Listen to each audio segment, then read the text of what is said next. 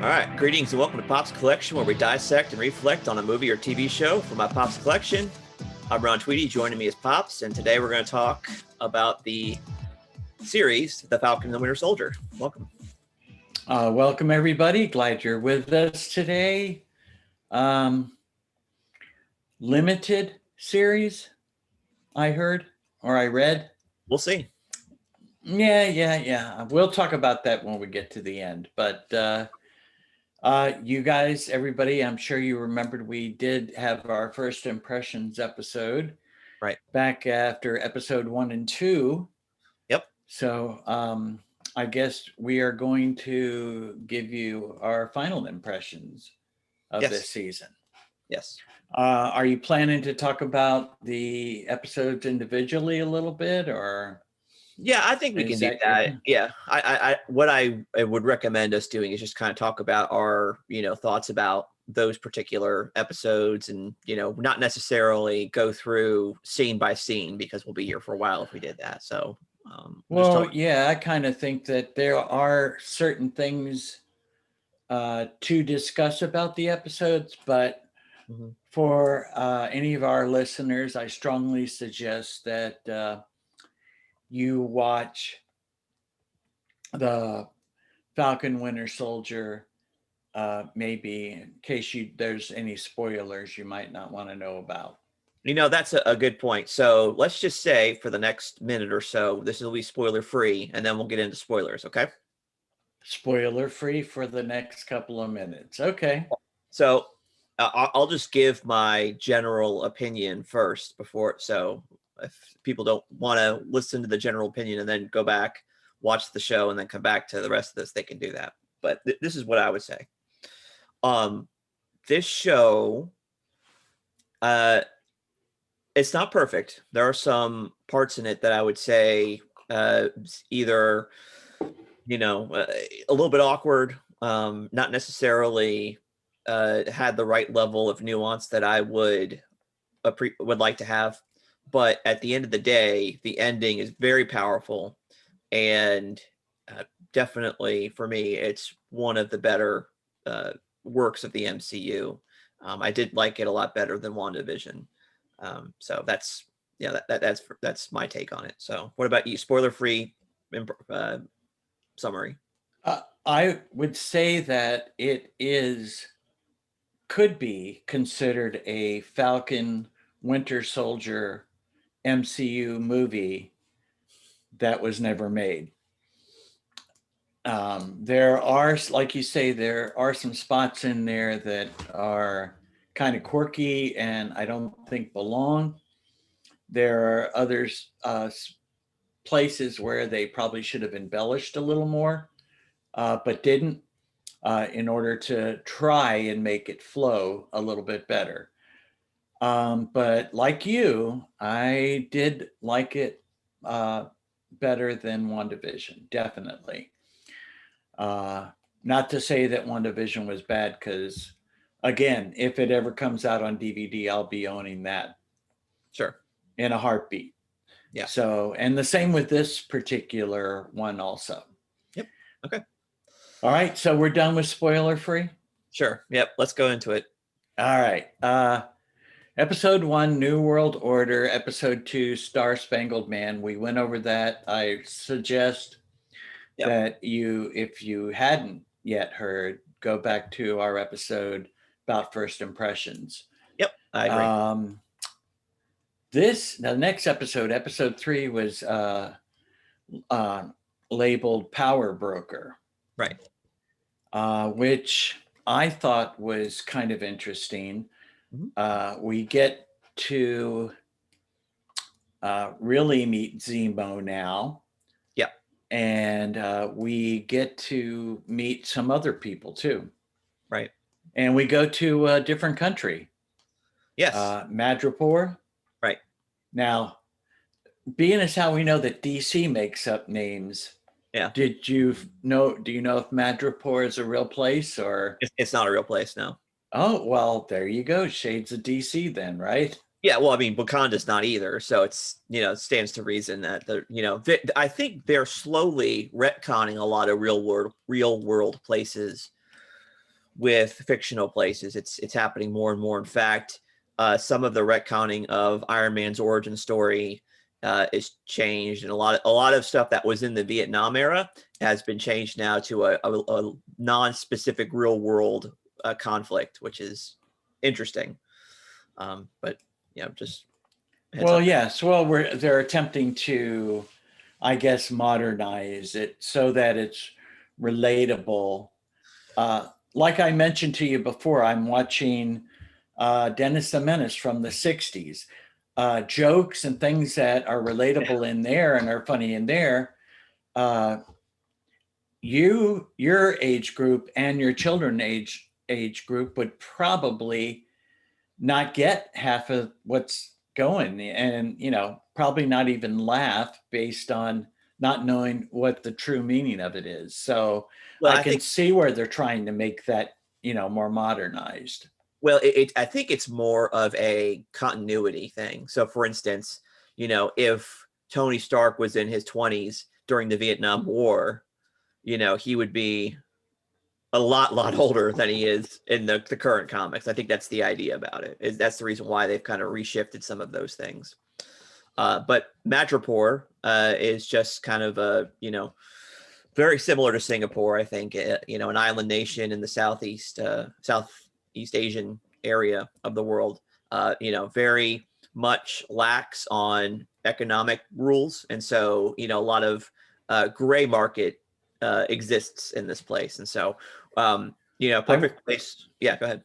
I was going to say, I feel like it's probably a place that can be easily run by people that aren't necessarily on the right side of the law. Well, it is interesting because you look at it, a nation like Singapore or other areas that are very economically free in places like that, and you could see that there actually is a ton of economic opportunity in nations like that. At the same time, these nations are ruled by a royal family that impose strict cultural rules. So, I think Singapore has a ordinance against chewing gum or something like that, something ridiculous like that. And there was a big news story in the early 90s about an American who was there, and he was on the wrong side of some of the laws there, and he actually got punished by caning, and that became an international incident for some reason. So I'm thinking Madripoor as a nation like that in some respects, and so but in the comics, Madripoor was created particularly for in some of the X-Men books. It was just kind of a generic Southeast Asian place where, particularly in the Wolverine book with Claremont. Right. Yes.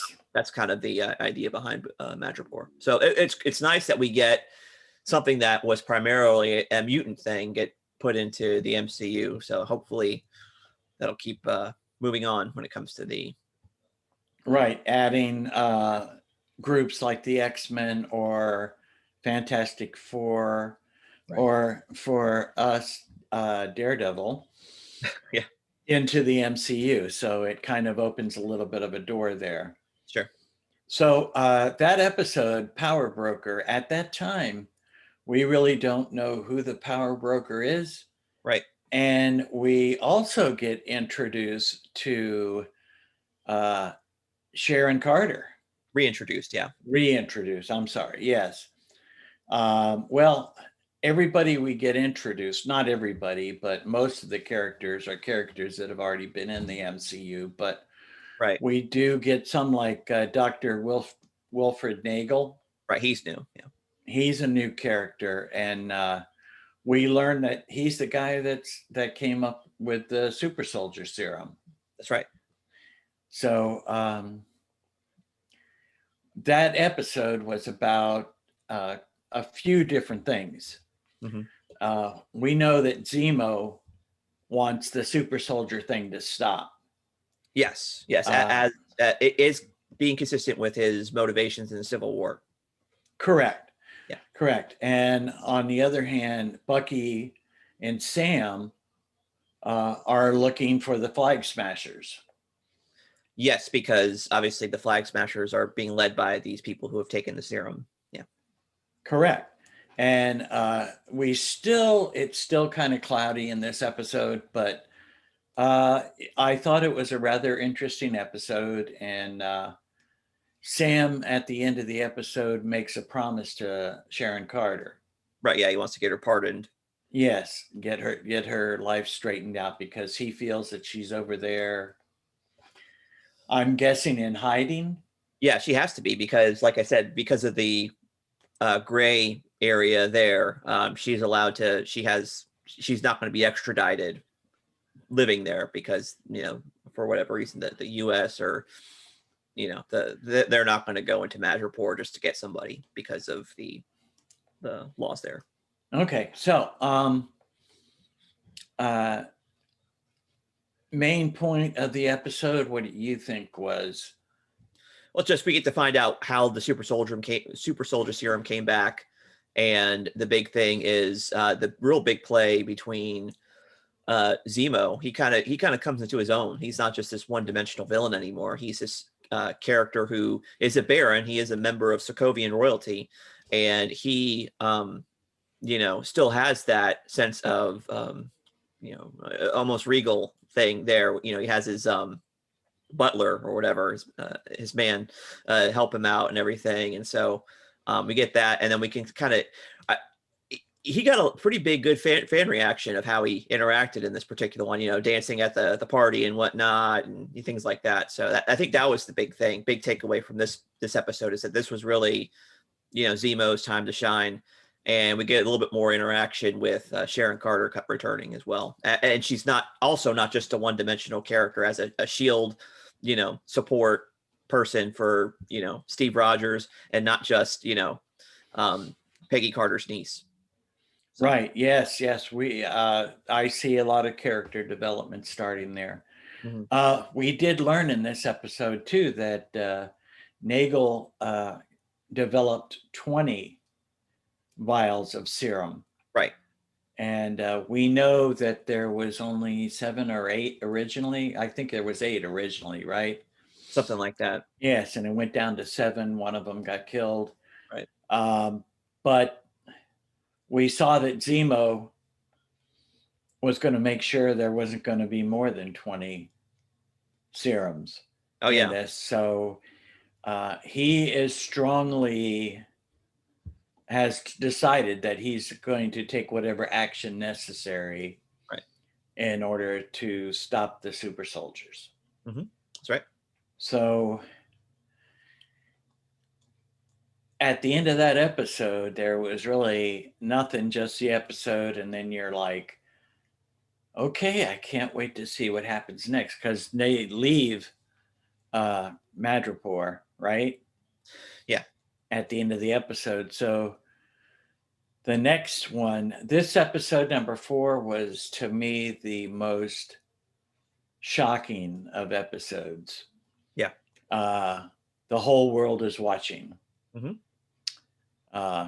We have the Flag Smashers are making a plan. What's the head one's name? Carly? Yeah. Right. And she's, I guess, in this episode, for me, she wanted to make more super soldiers, because she feels like that to get their agenda across, that's what's going to need to happen. Right. Although I feel that what we're seeing develop in this story is that their movement is getting there's a lot of people that agree with what they're doing.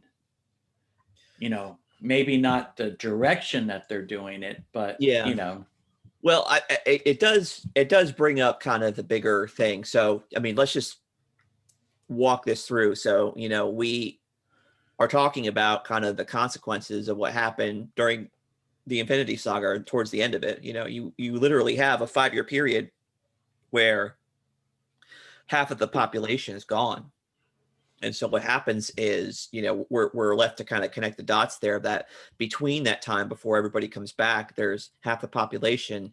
and the traditional boundary lines between nations and governments becomes blurred because there's not as much people to manage, and so nations kind of collapse, and other people move into new houses that were originally abandoned, and then all of a sudden everybody comes back. What do you do? And these flag smashers are like, we like it better back when it was just a smaller population. We had more connection to the world and everything like that. And so, what was wrong before was all of these nations and all this other stuff. And so that's why we're the flag smashers, and we want to become, we want open borders. We want everything to we don't want any hierarchy. We just want to tear everything down. And so that's what the motivation is. And so, for a lot of people who were left behind during the blip, I could see that message speaking to them. And so that's kind of the thing. And at the same time, this faceless organization, the GRC, Global Repatriation Council, is making all these decisions unilaterally, and so that's really what's at play here. And so that's what the cause is behind Carly and the other flag smashers thing. And so, like you said, there was like an adoptive mother that dies because of the incompetence of this group. And so they're having a funeral there in Latvia, and both Sam and Bucky use Zemo to help track down where that's going to be. And at the same time, we have Walker and Hoskins kind of following, closely behind. And then to complicate things, Io from the Dora Milaje, yeah. Yeah, that she shows up saying, hey, guess what? We know you guys got Zemo. We're taking him. We're extraditing him back to Wakanda for killing our king. And so that gets really complicated. So anyway, the big part is at the very end, where Sam is doing his very best to talk to Carly about this stuff, because as we saw in Winter Soldier, which I thought was such a cool callback to that, Sam, some of his, and this is really does display like Anthony Mackie's, talent as an actor, just how sympathetic and trying to be winsome and persuasive to kind of help de-escalate the situation, as opposed to just going in there guns blazing and trying to eliminate all of them, right? And so, to me, I really liked that, how he tried to go in there and try to de-escalate the thing. Well, he kind of acted more like how Captain America should react. Yeah, I'd say so. Yeah, so while all this is happening, the serum, there's a chase, and the serum gets, a lot of it gets destroyed by Zemo.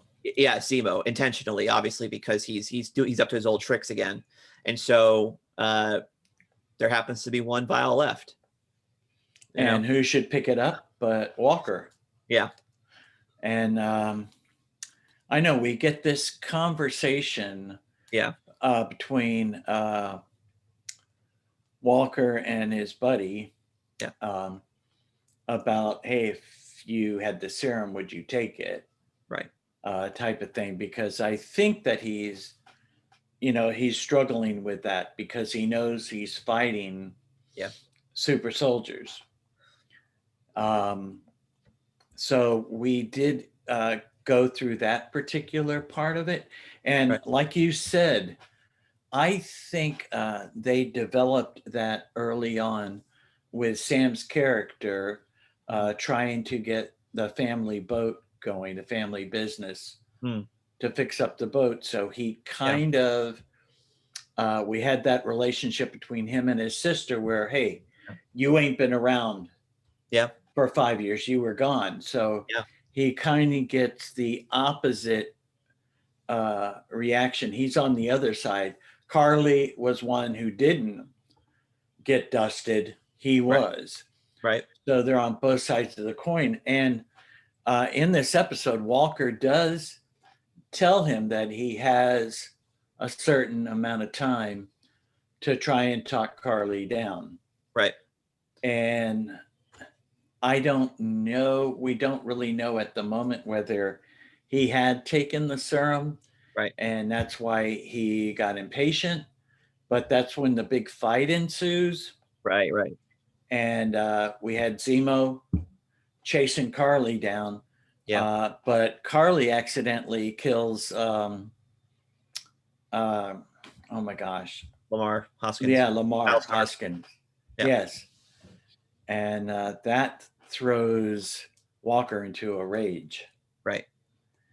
And that's where we get the episode's title, The Whole World is Watching.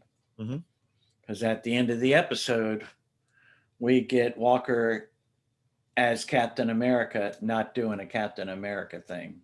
Yeah. Which that to me was the, between that and Hoskins dying, Yeah. those were like the heavy parts of that episode, I thought. Certainly. Yeah. Yes. So as far as that episode goes, we did, I guess, neglect to mention that Zemo did get away during a fight. Right. Yeah. Yeah. Which, obviously. He knew ahead of time, obviously. That's why he got the room, I imagine. Yep. Which leads us to episode 5, Truth. Mm-hmm. Which in some of the episode, we really don't get the truth. Oh, certainly not. No. But there are a lot of things that come forward, and we kind of get revealed at this one. But yeah, we kind of get fallout from that incident of John Walker brutally killing a flag smasher, and that not going too well for him or for anyone else for that matter. No, and the fact that Hoskins is dead. Mm-hmm. And we note that the senator, who's actually through this whole thing, he's part of the GRC. Right, exactly. And he's kind of the one that set him up as Captain America in the first place, mm-hmm. if I'm not mistaken. Yeah. So we kind of get a Sam and Bucky saying, hey, you need to give us the shield. Yeah. And so we get a pretty intense fight. Big time. Yeah. It looks that was really good. Yeah. It looks like Civil War reminded me of. You have the 3 characters fighting each other and whatnot. And, it's, it was pretty intense. And, they're able to overpower him eventually. But they break his arm. Yeah. In the course of the fight, Sam's wings are destroyed, and so he's kind of left wingless, but they got the shield. So right, and he's keeping the shield this time. He's not giving it to anybody. Right. We kind of break away from that part, and Barnes finds Zemo in Sokovia, right, at some statue, and he's like, oh, you come to the memorial, huh? Right. And this kind of is a development of Bucky's character. Mm-hmm. He does pull a gun on him, and Zemo thinks he's done, Mm-hmm. At which he kind of really is, because Bucky pulls the trigger, but nothing happens. He's got the bullets in his hands, and he hands them over to the Dora Milaje. That's right. And we get just a little hint of something, because we get this Bucky asking Ao to do something for him. Right. We don't know what it is yet, but we know he's asked him to do something. Yeah. Which is kind of an interesting thing. We then meet another new character, the Contessa. Right. Yeah. Which in the comic books, actually, she's portrayed a lot differently than what she was portrayed here. Yeah, I think primarily she was a Shield / Nick Fury character in that sphere of things. And so yes. She seems more like I immediately thought that she was like some sort of you know, one of the weird like post Hydra faction persons. Like she seems like she'd be a part of Hydra for me. Exactly. That's kind of the way I felt about it too. At that time, I was like, okay, what's going to happen? She tells him he doesn't need to worry about the shield, Right. all this other nonsense. Um, but we got that part. And then Sam went to go talk with Bradley. Yes. Yeah. So we got a part of that and Bradley tells him that, or he says, can a black man be Captain America? Yeah, he said that no, they would never make a black man Captain America, and even if they did, no self-respecting black man would want to be. Correct. Yes. Yeah. And what did you think about that?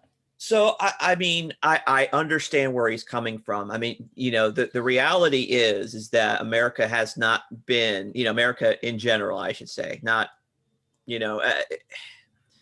it's not like there isn't any real world parallels to that. In fact, it's worse than that. I mean, we do have things in our history where we've treated people that that were blacks horribly. I mean, there were experimentations, there was all kinds of things that were horrible, right? And so I don't want to minimize any of that.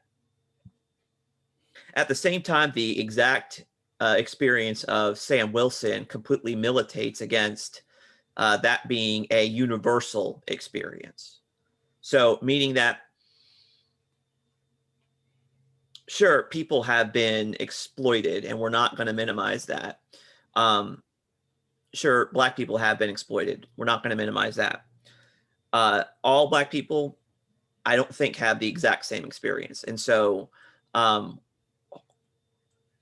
think eventually the way they went through that definitely, towards the end, it was, it was a lot more, thoughtful than that. And we definitely need to see that perspective because that is definitely the experience of some folks. And Sam does take that to heart, and he thinks about that. Does he really want to do this? He took the shield. Now what is he going to do with it? And that's why he went back to Isaiah saying that, we need to make this right. What happened to you was an injustice and we need to make it right. And Isaiah is just like, I just want to be left alone. I don't want any more of this. I don't want anything to do with this anymore, So, yeah, so the question is, what do you do with it? How do you make it right? And at the same time, we have another person on the other side of it, Bucky, who did terrible things. And, the question is, what does he do with that? And so, Sam has a little bit to say about that to him. And so he takes that to heart. And then, Bucky's like, hey, I got to go take care of some things. And so, Sam is left in Louisiana to, with the shield, right? Yes, and we do get some very excellent special effects of him throwing the shield. It's almost like Bucky and him are brothers because we got this like they're throwing the baseball, but they're like throwing the shield. Yeah. And they're like talking back and forth and, doing this thing. And they're both imparting wisdom on each other. Right. Which I thought was kind of interesting. And that's the way real friendships are, that it doesn't get sugar coated. Mm-hmm. If you have to say something that might be a little hurtful, you do. Yep. Because you want to, it's your friend and you care for them and you want to see them get better. Yeah, absolutely. With no matter what. So just a thought about what you were saying. I found back in the 70s that different demographics treated Black people differently. Certainly. As a boy growing up in Miami, right, and going to a predominantly Black school, Yep. There really was a lot more of just, hey, we're friends. It wasn't a color thing that much, Yep. but we were brought to the reality when we like went away to go to uh, different band outfits or drum and bugle corps Right. things, where you would be sitting with your friend, and even though you were different colors, Yeah. and go to a restaurant. We were in the New Orleans, Hmm. and we did never got waited on. Yeah. They wouldn't wait on us Right. because we were mixed. Yeah. And Yeah. I thought, wow, Yeah. where are we living in? The old days. I mean, I at that time, I could not relate to any of that oppression Mhm. that a Black person was involved in or was subject to, Yeah. because I never saw that in Miami. But at the same time, you did experience a shade of that a little bit, being just associated with them, right? Yes, So yes. obviously, and at the same time, you were not the one perpetrating that, right? Oh, no, See, definitely not. that's the thing I think a lot of people miss, is that like there were plenty of, like, while yes, absolutely, like I said, not minimizing any of oppression or exploitation that happened to black people in history, there were plenty of other people, white and Asian, have also been exploited as well. It wasn't necessarily a race thing. It might have been more of a social class thing. It could have been an income thing. There are plenty of other ways to oppress people and experience oppression. So it's not like it's completely foreign to us, right? I mean, the reality is, especially during World War II, the government did some really terrible things to the Japanese, right? Living Oh, here. yes. So it's not like just to go saying that the human depravity that we hold to as Christians, that knows no bounds. It's not just we're just going to single out these people here. No, we're going to be terrible to everybody. So I um, know, it's awful. we're not making any excuses, but at the same time, we have to realize that it's not everybody is kind of in the same boat. We all have levels of sin that we need a savior for, and Christ has come to save us from the damages Right. of sin. Right. So the All idea, of us. yeah, and at the same time, we're not, and it's better than that, because not only do we have, are we in the same boat when it comes from the level of sin, but we also have a savior who wasn't just enough for him to come say, I forgive you, and that's it. He actually came to us. He became a human being, and he experienced the ultimate injustice. He was ultimately exploited. He was the only innocent person to be completely destroyed for us. And that's really the story. That's the gospel, is that, when it comes to innocent people being exploited, we saw the ultimate version of that take place on the cross of Calvary. And so our response to that is to believe that, and then love him and obey his commandments. Right. Yes. And try to share his love Right.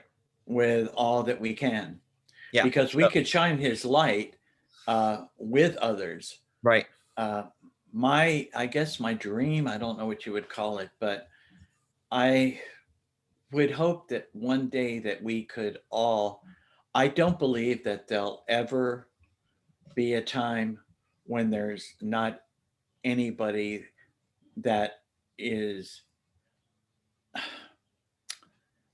that is not prejudiced or not racist or not, I think there'll always be somebody around. Mhm. Um, but my goal would be that there would be more that would feel along the same lines, as far as to be outraged, that it wouldn't be that we would be concerned that this person died because of their race or because of their nationality, but that we would all be outraged because somebody got Yeah. killed or murdered, you know? Yeah. I think that compared to some of the old comic book stuff and comic strip stuff that I have Yeah. that are in movie base, Yeah. uh, what the newer things have come out, we have come a lot further than where Sure. we were at that time. Sure. So I'm just praying that it keeps continuing on in that positive vein. Yeah. Well, I mean, let's really just make a clear, emphatic statement here. The reality is that, it's our belief that, we take Genesis 1:27, 26 and 27 literally, that God created male and female in his image. And so anybody who is a human being is created in the image of God, and therefore deserves honor and respect, no matter what other Amen. whatever other incidental characteristics are, right?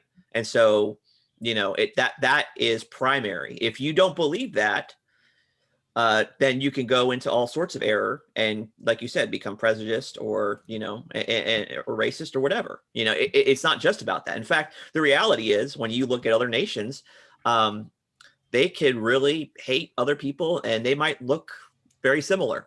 A lot of Eastern European folks, they, might not like their neighbors too much. Same thing in African nations as well. They might be the same color, but they still hate each other because they're different. And, we would say as Christians that that's not things like that. Ethnic characteristics or cultural characteristics is not what divides us. What divides us is whether we are in Christ or in Adam. That's the ultimate thing. And so we are pleading with people, become reconciled to God through Christ and be in Christ with us. We don't care about it, not that it's not important, but it is less important to us than whether you're in Christ or not. That's definitely the most important thing. Something to pray for your friends every day, salvation, Yep. And another member of the family, Right. So yes, I know. And sadly, we, there are places where they choose to worship in different ways and you get hate between Yeah. different religious factions. So Sure. definitely this episode did address a lot of that, I think. So for me, I think it didn't actually. It kind of left things. They didn't deal with the nuance. Well, it didn't deal with the nuances that we just kind of elucidated there, because it's like, at the very end, it's like, Isaiah says those things, and that's where it's coming from. And then Bucky at the same time, he reveals that at the end of Endgame, when Steve left, and he told Bucky before he left what he was going to do, that he was going to stick around in the 50s and he was going to give the shield to Sam. That's he told them that, and we now know that because Bucky kind of revealed that when he talks to Sam at the end of this episode. Correct. And yes. Bucky says something to Sam that I don't agree with at all, and he said, I'm going to paraphrase him because it's not exactly, but something to the effect of, when Steve told me he was going to give you the shield, we didn't think about all this history behind that, and the weight of giving the black man the shield, and we can't ever understand that. Now, that's something that sounds to me a lot like ethnic Gnosticism, and that's a kind of technical term, but basically what it means is that, like, you could never understand what happened to another person because you're a different, race or ethnicity. And I would just say that that's not, I don't believe that's true, that you could have some sort of special knowledge that nobody else can have just because you are, different color. I don't think that's true. I think you can experience the same thing. It would just be different circumstances, right? So, but my point being is, like, I think that doesn't really ring true, and it doesn't, because the next episode we'll see, it becomes a lot different. The situation changes, and that's the thing at the very end of this episode that, I mean, I started getting pumped up when, you know, Sam's doing the montage of him working out and throwing the shield and, you know, doing all the push-ups and everything. That got me really excited. I think that was one of the more cooler parts in the show. Right, but then it ends like a typical MCU movie. We got a teaser at the end of that. That's right. We got Walker building his own shield out of scrap metal and his war medals. Yeah, which is interesting because, like we said earlier, he got a less, other than the technical term is other than honorable discharge. So not a dishonorable discharge, but other than honorable. Other than honorable. Wasn't dishonorable, though. Yeah, it's I mean, I understand the reason for that particular category. I get it, but it's just like, it's funny the way they put it. But and at the very end, we get the reveal that Batroc is back. He has it out for Sam, and he was hired by none other than Sharon Carter. Yes, I know. And then we get then you're like ready. You're so ready for episode 6 by the time we get to that. Yeah. And we get the mantra of the Flag Smashers. Right. One world, one people. Yep. And also I thought in this episode that I guess it was maybe about halfway through it or a third of the way through it. Yeah. Some of the Flag Smashers weren't all on the same page with that, as gung-ho as they were in the beginning of the series. Well, the stakes got raised a little bit, right? So you have Carly, who's kind of the leader of it. She is that the plan now is that the GRC is going to come together for this big vote on what's going to happen in New York City.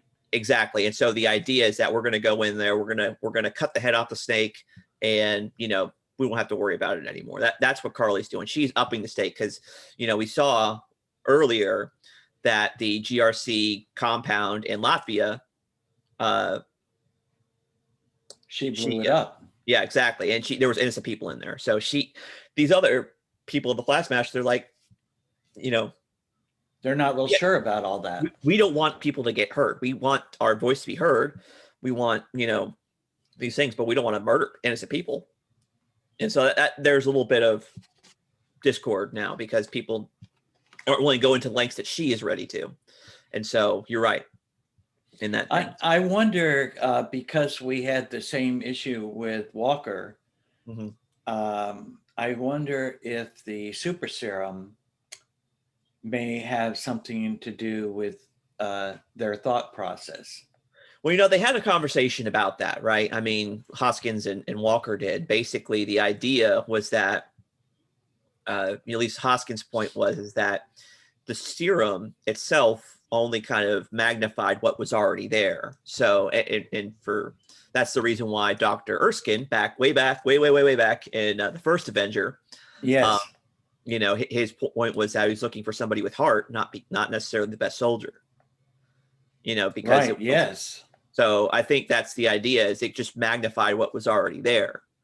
But the thing is, like, I personally felt a lot of pity for the character of John Walker because, you know, he kind of gets thrust into this thing. And, you know, the fact that he got those medals of honor, it's like he has been through a ton of trauma, going through, you know, seeing a lot of his buddies die and things like that. And Hoskins makes that point saying, hey, if we had that serum, you might have been able to save those lives, you know, and I think that's ultimately the reason why he takes it, because he doesn't want that to happen.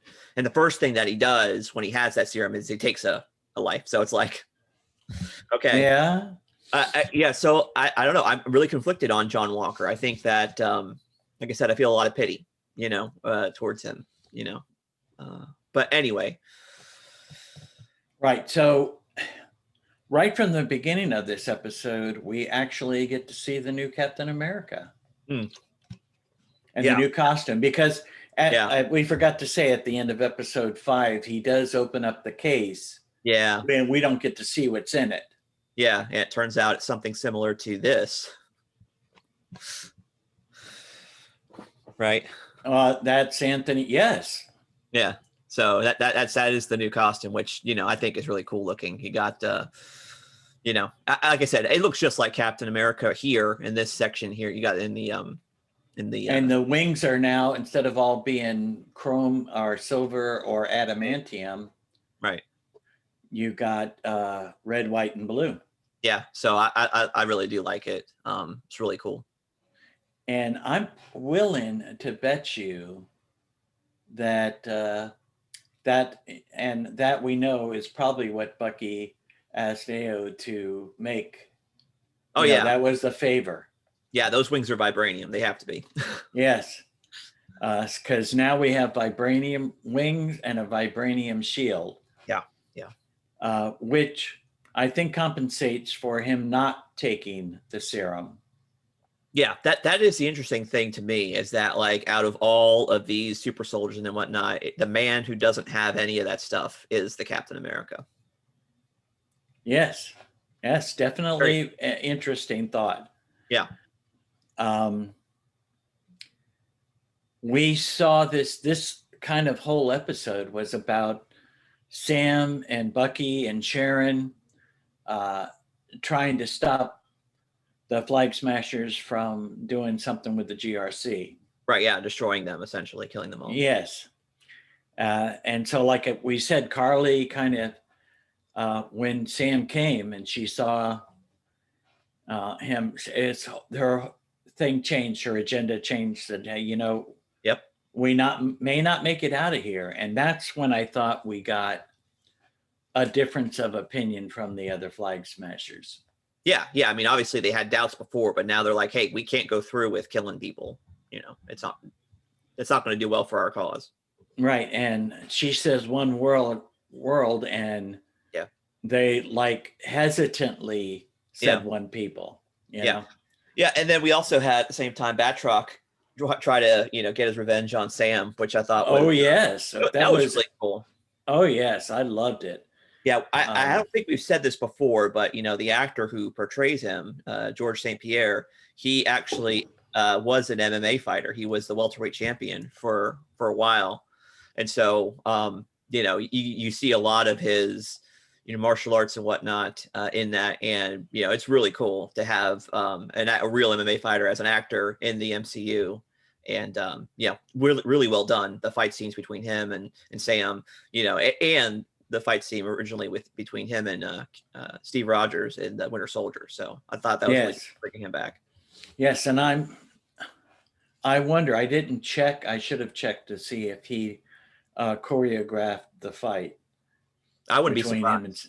Because I mean, all right, I'm going to throw this punch and you're going to duck, or I'm going to do this.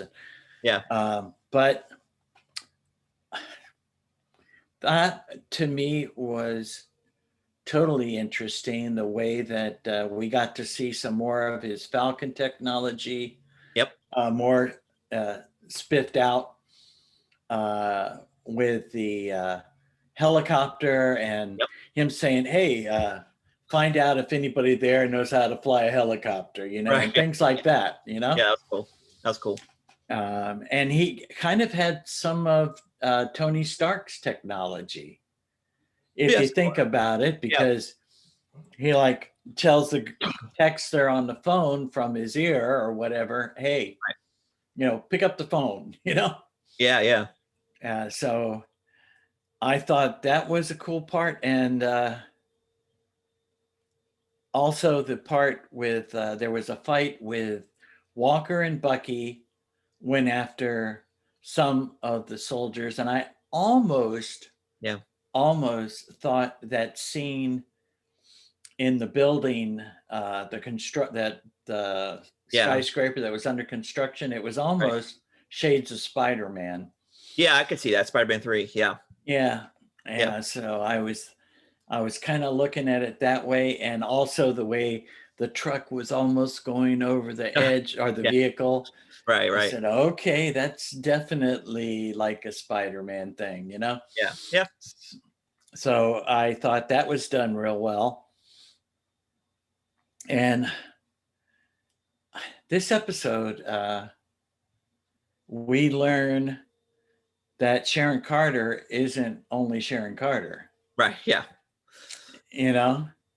Yeah. And we see that she also has her own agenda.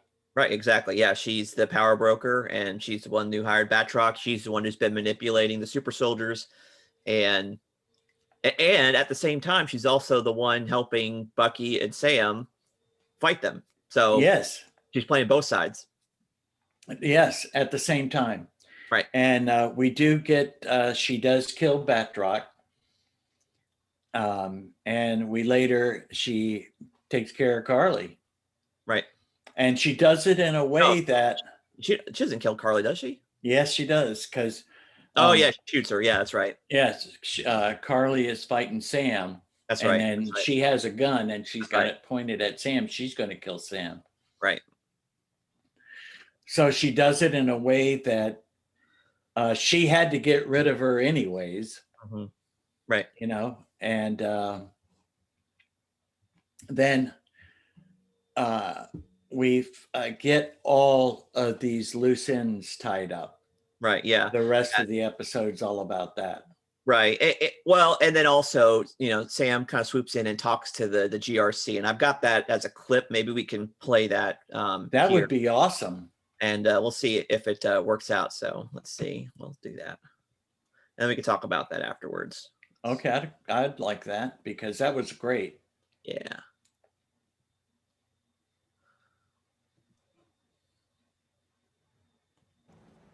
Look, I get it, but you have no idea how complicated this situation is. You know what? You're right. And that's a good thing. We finally have a common struggle now. Think about that. For once, all the people who've been begging, and I mean literally begging for you, to feel how hard any given day is, now you know. How did it feel to be helpless? Now, if you could remember what it was like to be helpless and face a force so powerful it could erase half the planet, you would know that you're about to have the exact same impact. This isn't about easy decisions, Senator. You just don't understand. I'm a black man carrying the stars and stripes. What don't I understand? Every time I pick this thing up, I know there are millions of people out there who are going to hate me for it. Even now, here, I feel it. The stares, the judgment. And there's nothing I can do to change it. Yet I'm still here. No super serum, no blonde hair or blue eyes. The only power I have is that I believe we can do better. I thought that was pretty powerful. Yeah. We can do better. Yeah. But what did you think about that? Do you think it was pretty right on as far as? Yeah, I could have played that a lot more, a lot longer in the clip, but obviously I don't want to run into any copyright strikes from Disney for playing their stuff. Even though this is fair use, we are just commentating on this stuff. But the idea, ultimately, and he goes on later to explain that, hey, these folks, the flag smashers, they're not, they might be violently trying to oppose you, but the reality is that they represent people, and you're unilaterally making decisions that are affecting millions of people. And so they should have a say in what happens. And, there's a lot of truth to that as well. And at the same time, the idea that he says at the very end that really got to me was that, hey, I can't just, ask that you, do all the work. We also have parts to do in ourselves as well. We need to meet you halfway. And that's kind of the idea that I thought that was really the most powerful thing, is that because really what's happening now, the debate back and forth on a lot of these issues that are kind of standing in as a as an analog to all this stuff is that, I've been wronged or my people have been wronged and you need to make it right, or you need to pay up, or you need to do this or whatever. And Sam's point is that, look, there have been wrongs in the past, and yeah, there is some responsibility on this side, but we also have responsibility on our side to come to the table as well, and also not be unreasonable saying that you need to do all this stuff. We have a role to play in this as well. And I think that's the reason ultimately why he picked up the shield and, saved the day. And he's going to be, the new captain. He gets it. I think that's really what it boils down to. And I think what is needed is that there needs to be a level of grace extended from both sides, right? There needs to be forgiveness. There needs to be grace. And people just need to come together and realize that, hey, yeah, bad things happened in the past. Let's move forward, Right. It's we should remember the past, but let's not live in the past. Yeah. And let's not erase the past either. Oh, no, definitely not. Yeah, and we'll get to that just in a moment about how things wrap up in it. I really think that was the way really to. I mean, yeah, it was powerful at the end. Yeah. I just I was kind of saddened in a way when I kind of read that it was a limited series, right? And I was like, wow, I kind of would like to see it move forward, but maybe it could move forward in a little bit of a different direction. Right. Yeah. So let's talk about the wrap up then. So Okay. Very, very interestingly enough. So obviously the speech gets to them. So nothing is really decided at the very end. It's kind of left up in the air about what the ultimate fate is of all this stuff, the GRC and the Flag Smashers and everything. But the specific super soldiers of the Flag Smashers, they meet an untimely demise, which is kind of do. So they get put into the back of a paddy wagon, and they're being carted away. And so the people putting them in there, they whisper to them, "One world, one people," and we think, oh no, they're going to get away or whatever. And all of a sudden the truck blows up. I so thought the same thing. I thought, wow, that was great the way they did that. Not great for the Flag Smashers, but obviously, yeah. But it turns out that Zemo's guy was responsible for that, and Zemo's in the raft in prison, just kind of reading and like, oh yeah, he's still out there. And then we get a resolution with Sharon Carter as well, right? Yes, definitely. We get her resolution where she's given a full pardon, right, and get her job back with the CIA. Agent Carter. Right. And your mom, when we saw it, your mom says, "Well, that's not Agent Carter." I said, no, I said, the Agent Carter that we know from TV was her great grandma, or great aunt, whatever, And she was like, "Oh, okay." But then we learned that, since we found out that she was the power broker, she makes a call, goes outside and says, yeah, guys, guess what? We may not have the super soldier thing, but we got all kinds of government secrets and stuff we can take now, So it's like, oh no, really? Now you're going to make her the bad guy for real, the whole thing? Yeah.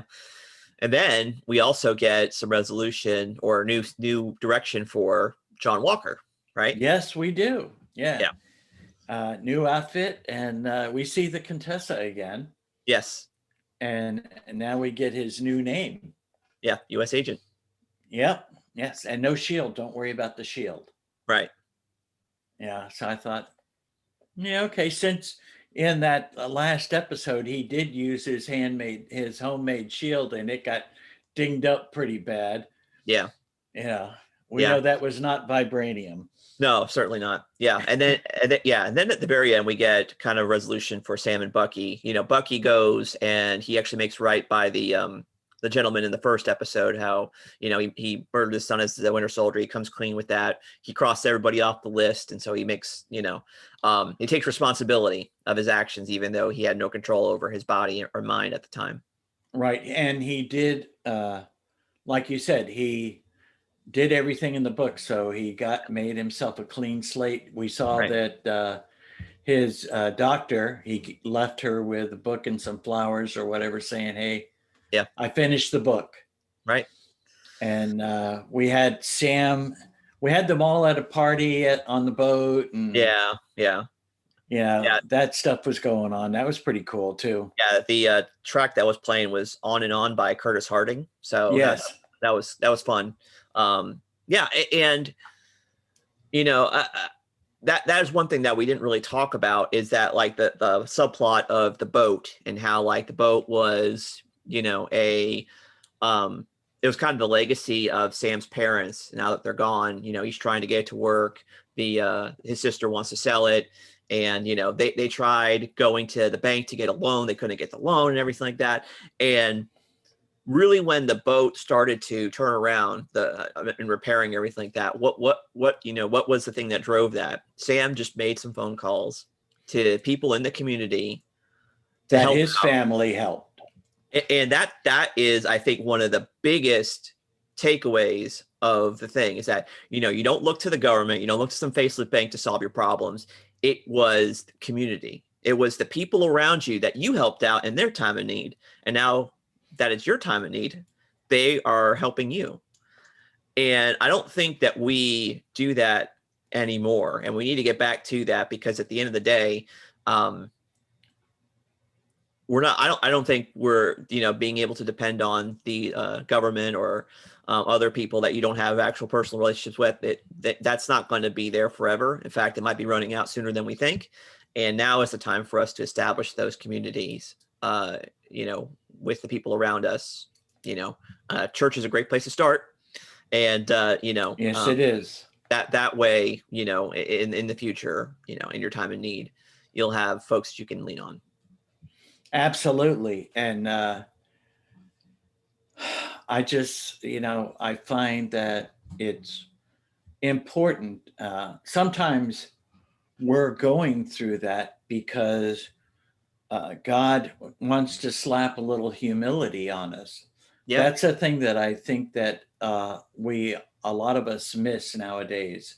Sure. Is we have too much pride, and we can't swallow our pride to admit that we need help. Yeah. In certain occasions. And not like you say, I think that's very much lacking. Mm-hmm. And I think that if we could be able to share that and to swallow our pride, ask for help, I think that as humans we'll grow even more. Yeah. To be able to appreciate even other things. Agreed. So yeah, that was definitely a interesting end to everything. And then to me, the most heartwarming part was meeting Bradley at the Captain America Museum. Exactly. That was, I think, like you said, exactly, that's again, how that's a direction that we can take as a society when it comes to things like that. When we make those things wrong, we acknowledge them, and then we honor those people that sacrifice for us. We don't just completely erase the history. We don't tear things down, but we actually should put it in its proper context. And so, changing or adding to the Smithsonian exhibit for Captain America and the Super Soldier program, adding that piece to it for Isaiah Bradley is exactly the right way to honor him. That's the step in the right direction. Obviously it doesn't make everything right, and we're not trying to do that, but what we're trying to do is put things in their proper context, right? That's a good start. Yes, it is a start, definitely. Yes, you could never take back all of the terrible things that happened to him, all of the experimentation that they did, the prison sentence, him being incarcerated, can never replace all that. There is no way. Right. Even nowadays, when they find somebody they have DNA results that somebody that's been incarcerated for 20 years. Right. There's really no way that you can compensate a person for that. No. Not in any way. That time is gone for them.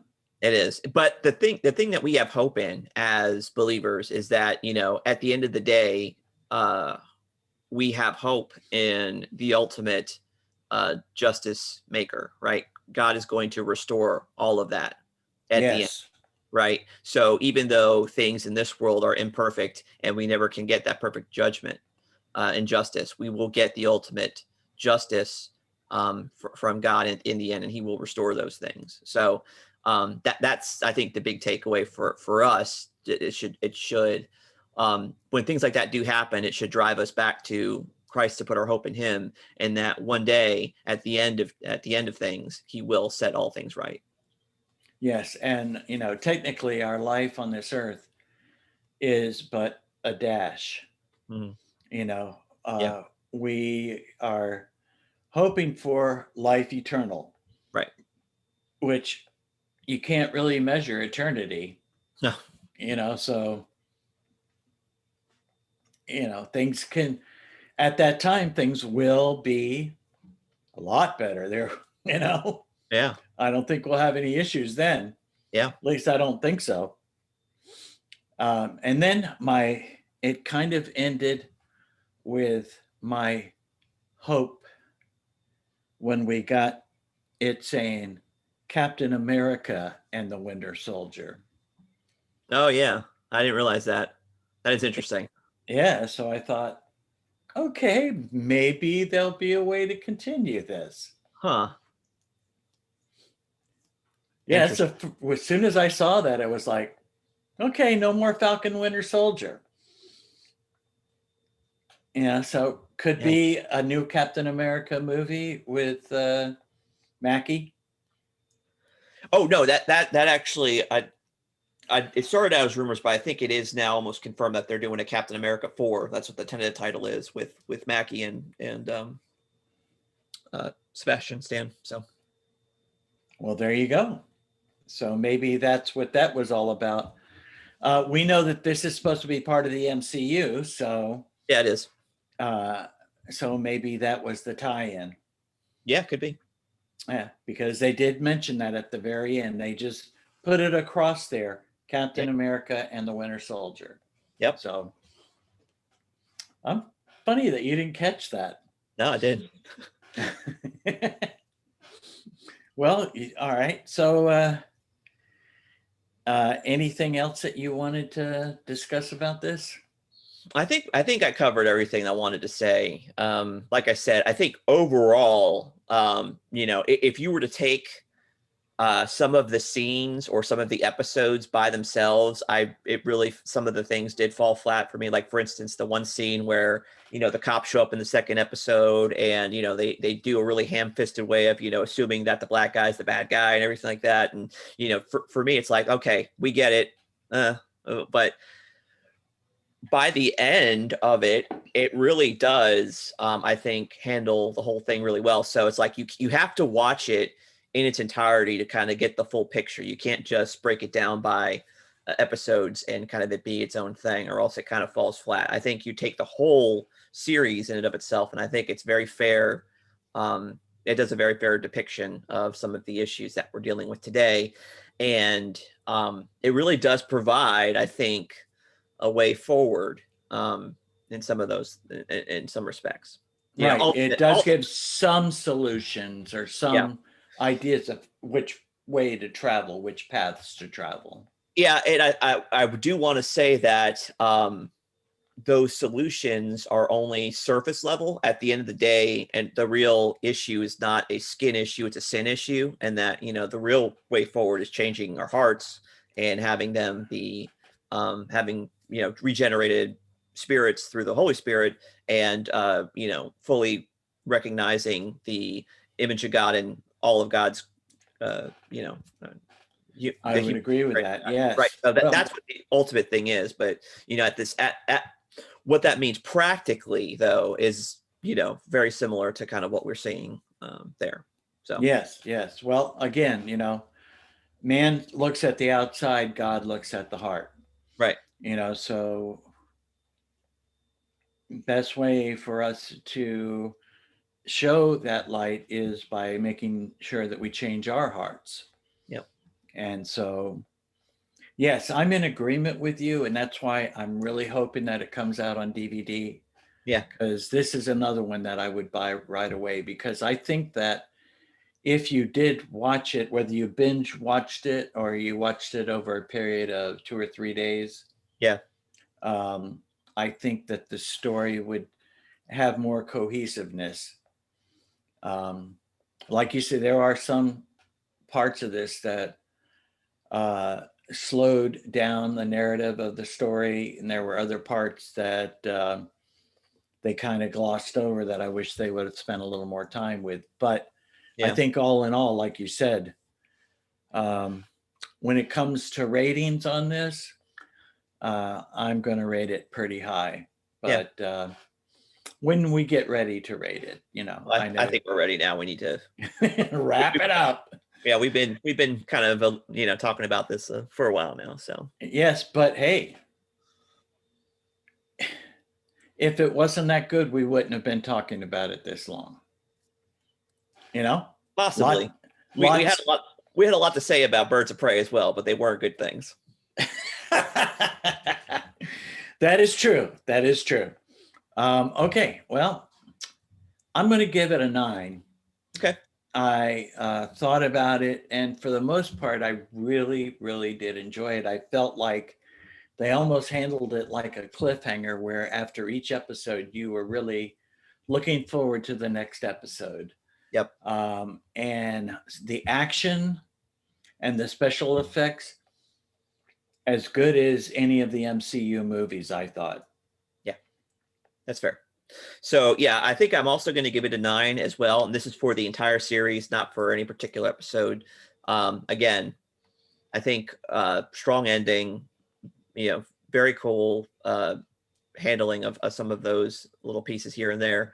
And, I really think that the performances, particularly for Anthony Mackie and Sebastian Stan, were fantastic. We get these little pieces here and there throughout the movies, but now we really get a chance for them to shine. And I think that they definitely, they brought it. So.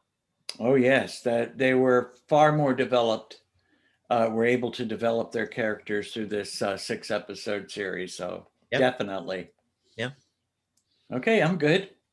All right. So let's close it out there. Just kind of, as for next things to look at, I think, I don't know if we mentioned this before yet, but we are going to be looking at the DC. We're going back to DC, and we're going to look at some films that came out in the last decade and the decade before that. And we're going to look at the Christopher Nolan Batman movies, right?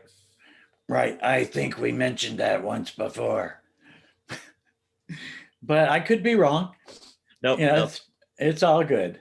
All right. So anyway, thank you for listening for Pop's Collection. We will see you again next week, but don't forget to like us on Facebook and Twitter. And again, we'll see you next week with Batman Begins. Goodbye and God bless. Goodbye. God bless, and tell your friends.